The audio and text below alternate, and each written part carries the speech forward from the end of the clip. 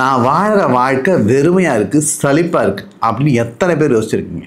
அது மட்டும் இல்லாமல் இந்த சலிப்பை இருக்கவே கூடாதுன்ட்டு கையில் இருக்கக்கூடிய அந்த அலைபேசி எடுத்துக்கிட்டு இந்த ஷார்ட்ஸில் தள்ளிக்கிட்டே இருக்கோம், இல்லை ரீல்ஸில் தள்ளிக்கிட்டே இருக்கோம், இல்லை ஏதாவது ஒரு புது புது விஷயத்தை கேட்டுக்கிட்டே இருக்கோம்.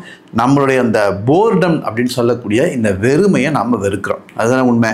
ஆனால் உண்மையிலே பார்த்திங்கன்னா இந்த வெறுமை என்பது மிக மிக நல்லது. இந்த வெறுமைன்னு சொல்லக்கூடிய இந்த சலிப்பு எப்போ வரும் அப்படின்னு கேட்டிங்கன்னா, நீங்கள் ஒரு விஷயத்தை செய்கிறீங்க அப்படின்னா அதை முழுமையாக நீங்கள் ஆளுகைக்குள்ளே பயன்படுத்திட்டீங்க அப்படின்னா அடுத்து வரப்போவது அந்த வெறுமை தான். இப்போ சொல்கிறது இன்னும் எளிமையாக சொல்கிற பாருங்க. ஒரு சின்ன குழந்தை இருக்கு இல்லையா, அந்த குழந்தை கடையில் போயிட்டு சில பொம்மைகளை கேட்கும். அந்த பொம்மைகளை வாங்கும், ஒரு அரை மணி நேரம் விளையாடுங்க. அது கிடைக்கிற வரைக்கும் அது எவ்வளவோ போராடி உங்ககிட்ட அதை வாங்கிடும். அது அரை மணி நேரம் கழித்து அதில் அது ஆளுகைக்கு உட்படுத்தப்பட்ட பிறகு அது அரை மணி நேரம் கழித்து அதுக்கான மதிப்பே அதுக்கு தெரியாது. அதை ஒரு ஓரமாக வச்சுட்டோம். ஏன் அப்படின்னா அதுக்கு இருந்த ஆர்வம் குறைஞ்சி போச்சு. அது முழுமையாக பயன்படுத்தியாச்சு. இனிமேல் அடுத்த பொம்மைக்கு தேட வேண்டியது தான். இது குழந்தையோட வாழ்க்கை. ஆனால் அந்த குழந்தையோட வாழ்க்கை தான் இன்றைக்கி நாமளும் வாழ்ந்துக்கிட்டு இருக்கோம்.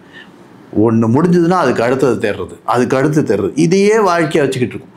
ஒருவேளை எனக்கு இந்த வெறுமை வரும்பொழுது அதை நான் பார்த்துருந்தான், இந்த பார்த்துருந்தான்றது ஜெய கிருஷ்ணமூர்த்தி அவர்களுடைய வாழ்க்கை முழுக்க பயன்படுத்தக்கூடிய வார்த்தை. You become an observer. அதாவது நீங்கள் வந்து ஒரு பார்க்கக்கூடிய ஆளாக இருங்கன்றார். நீ எதற்காக ஒரு தப்பிக்கக்கூடிய ஒரு செயல் திட்டத்தில் ஈடுபடுற? ஒரு விஷயம் நடக்குது, அப்படி எல்லாம் முடிஞ்ச பிறகு நீ அடுத்ததில் போய் மாற்றனா அதுவும் முடியும், அது முடிஞ்ச பிறகு அடுத்தது, இப்படி மாறிக்கிட்டே இருக்குமே ஒழிய வாழ்க்கையில் உனக்கு முடிவுன்றதே வராது. அப்போ இந்த எண்ட்லெஸ் சைக்கிள்னு சொல்லக்கூடிய இந்த சுழற்சியில் தான் நாம் இருக்கணுமா அப்படின்றது யோசிச்சு பாருங்க. அப்படிலாம் யோசிக்கணும், இந்த இப்படிப்பட்ட செயல்கள்லாம் வரணும், எண்ணங்கள்லாம் வரணும் அப்படின்னா what are you doing with your லைஃப்ன்ற இந்த புத்தகத்தை நீங்கள் படித்தாங்க.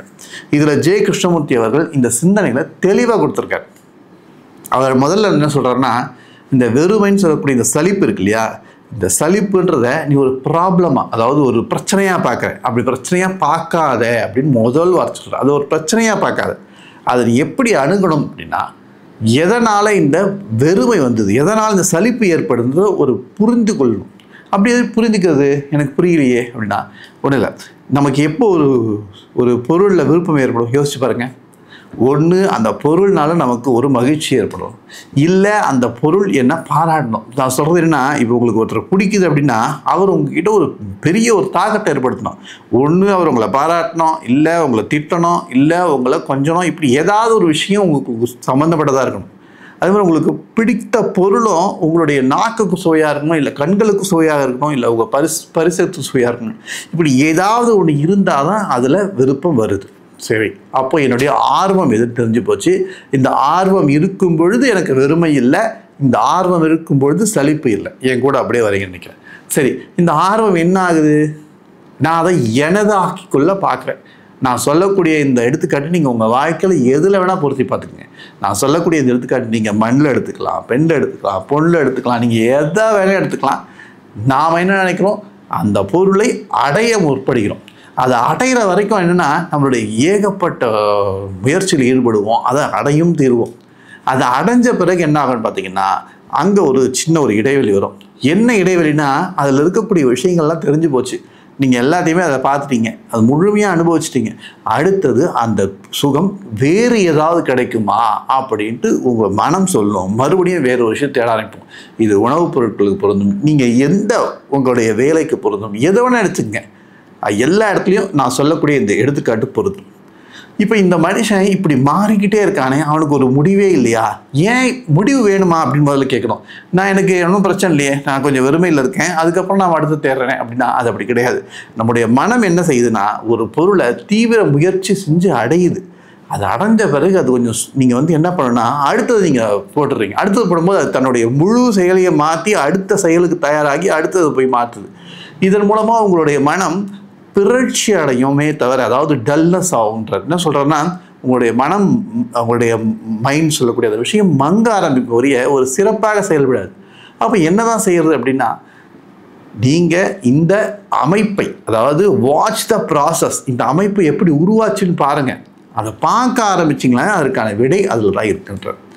ஆக நாம் என்ன செய்யணும் அப்படின்னா, முதல் விஷயம் நமக்கு ஒரு விஷயம் வெறுமையாக இருக்குது அப்படின்னா அதை நீங்கள் வேடிக்கை பார்க்க பாருங்கள். எப்படி வெறுமையை வேடிக்கை பார்க்கறது, சலிப்பை எப்படி நான் பார்க்கறது, சலிப்பாக இருக்குன்றதுனால தான் நான் வேறு விஷயத்துக்கே போகிறேன், சலிப்பாக இருக்குன்றதுனாலே தான் நான் வேறு விஷயத்தை வந்து அணுகிறேன், அதை எப்படி வேடிக்கை பார்க்கறதுன்னு உங்களுக்கு கேள்வி எனக்கு புரியுது. இது கொஞ்சம் கஷ்டமான விஷயம்தான். ஆனால் அதை செய்வதற்கான முயற்சி ஏற்படும். உங்களுக்கு எதுவுமே இல்லை, ஒரு வெறுமையில் இருக்கீங்க, இல்லை சலிப்பாக இருக்கீங்கன்னா அதை அப்படியே கவனித்து பாருங்கள். அந்த இதில் வந்து உங்களுக்கு அடுத்தது ஒரு விஷயம் தோணும். அந்த விஷயத்தில் எதனால் எனக்கு விருப்பம் ஏற்படுதுன்ற ஒரு ஆராய்ச்சியில் ஈடுபடுங்க. இப்போ இந்த காணொலியை பார்க்கக்கூடிய எல்லாருக்குமே இதில் ஒரு விருப்பம் இருக்கும். சொல்லுங்கள், எனக்கு இந்த போர்டம்லேருந்து சுதந்திரம் கிடைக்கணும், அதாவது ஃப்ரீடம் ஃப்ரம் த போர்டம் அப்படின்ட்டு ஒரு ஆசை இருக்கும். ஆனால் உண்மை என்னென்னா, நீங்கள் ஃப்ரீடத்தை எப்போ அடையிறீங்களோ அப்போ அது உங்களது இல்லைங்கிறாருங்க.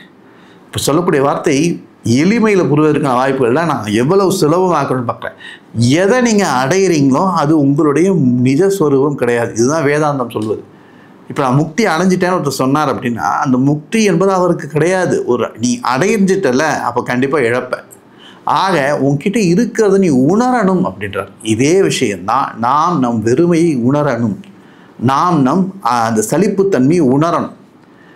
ஆக வாழ்க்கையில் நாம் செய்ய வேண்டிய முதல் விஷயம் இந்த உணர்தல்ன்ற ஒரு விஷயம். இந்த ஒரு விஷயத்தை மறந்துட்டு கண்களால் கைது செய்கின்ற மாதிரி கண்களால் நம்முடைய அலைபேசியில் கைதாகிறோம், கண்களால் மட்டுமில்லாமல் நம்முடைய வாயால், நம்முடைய ஸ்பரிசத்தால் எல்லா இடத்துலையுமே மாட்டிக்கிட்டு இருக்கோம். மாட்டி நம்முடைய எனர்ஜின்னு சொல்லக்கூடிய சக்திகள் எல்லாம் கரைஞ்ச பிறகு வயதான காலத்தில் யோசிக்கிறதுக்கு பதிலாக இப்போ இருக்கக்கூடிய காலத்தில் நீங்கள் கொஞ்சம் உள்முகமாக திருப்புங்க. அப்படி திருப்பும் பொழுது உங்களுக்கான மாற்றங்கள் நிகழும். இதைத்தான் ஆன்மீகம் அடித்து சொல்லுது. ஆனால் நம்ம கேட்கறது கிடையாது. கோவிலுக்கு போங்கன்னு ஏன் சொல்கிறோம்? கோவிலுக்கு போனால் அங்கே இருக்கக்கூடிய உங்களை தாண்டிய ஒரு சக்தி இறைவன் இருக்குன்ட்டு அங்கே பார்ப்பீங்க. பார்க்கும் பொழுது உங்களுக்கு உள்ளே இருக்கக்கூடிய ஆளை தான் பார்ப்பீங்க. அப்போ உங்களை உள்ளே திருப்பக்கூடிய ஒரு மிகப்பெரிய வேலையை கோவில் செய்யுது, உள்ளே திருப்பக்கூடிய மிகப்பெரிய வேலையை தியானங்கள் செய்யுது, எல்லாம் செய்யுதுப்பா. ஆனால் நீ செய்யறியாப்பான்றது தான் கேள்வியாக இருக்குது. சரி, நம்ம இந்த தலைப்புக்கு வருவோம். ஆக இந்த சலிப்புத்தன்மை என்பதை நான் பார்க்க கற்றுக்கொள்ள வேண்டும். எப்படி பார்க்கறது அப்படின்னு கேள்வி கேட்காதீங்க. எப்படி பார்க்கறது அப்படின்ற ஒரு அமைப்பு. அதாவது நீங்கள் ஒரு உதாரணத்துக்கு சொல்கிறேன். என்னுடைய மனசில் வந்து இதுக்கு ஒரு சரியாக சொன்னால், ஒரு பெரிய வாளி இருக்குது. அந்த வாளியில் ஒரு ஓட்டை இருக்குன்னு வச்சுக்கங்களேன். அந்த ஓட்டையில் தண்ணீர் வீணாக்கிக்கிட்டே இருக்குது. நீங்கள் என்ன பண்ணுறீங்க? தண்ணி எடுத்து கொட்டுறீங்க. அந்த வாளியை நிரப்பணும், அதுதான் நம்முடைய எண்ணம். தண்ணி எடுத்து கொட்டுறீங்க, அந்த ஓட்டை வழியாக வெளியேறிக்கிட்டே இருக்குது. நீங்கள் மறுபடியும் தண்ணி கொட்டுறீங்க, தண்ணியை கொட்டிக்கிட்டே இருக்கீங்க. இப்போ நான் சொல்லக்கூடிய விஷயம் புரியுதா உங்களுக்கு? இதைத்தான் நம்ம செய்கிறோம். நமக்குள்ள போர்டம் சொல்லக்கூடிய அந்த சலிப்புத்தன்மை அல்லது வெறுமை தமிழில் அதை வந்து இருக்குது. அதை நான் சரியாக்குறேன்னு சொல்லிட்டு வேற ஒரு செயலில் ஈடுபடுறேன், மறுபடியும் வேற ஒரு செயலில் ஈடுபடுறேன். ஆனால் கடைசி வரைக்கும் அந்த வெளியே போகக்கூடிய ஓட்டையை அடைச்ச பாடு இல்லை. அந்த ஓட்டையை அடைக்கிற விஷயம்தான் நீங்கள் அந்த வெறுமையை உணர்வது, அல்லது எதனால் இந்த ஒரு இடைவெளி, எதனால் இந்த ஒரு காலம் எனக்கு இப்படிப்பட்ட ஒரு விஷயத்தை தருதுன்றதை உணர்ந்து கொள்ளணும். அப்படி உணர்ந்துக்கிட்டாலே அதுவே வாழ்க்கையின் மிகப்பெரிய பரிசாக இருக்கும். நீங்கள் வாழ்க்கைன்னா நம்ம நினச்சிக்கிட்டு இருக்கோம், இப்படி வாழணும், அப்படி வாழணும், நான் அப்படி இருக்கணும், ஆரோக்கியமாக இருக்கணும், இதெல்லாம் சில எல்லாம் சரி. ஆனால் வாழ்க்கையை பற்றி ஜேக்க ஒரு வாரத்தில் சொல்கிறாருங்க, it is an day to day living சொல்கிறார். இன்றைய நாளுக்கு மட்டும் நீங்கள் பாருங்கள், இன்றைய நாள் நீ மகிழ்ச்சியாக வாழ்ந்தியா? இன்றைக்கு ஒவ்வொரு கணப்பொழுதும் நீங்கள் சாகுங்கள்ன்றார். டை ஃபார் எவ்ரி மொமெண்ட் அப்படின்றார்.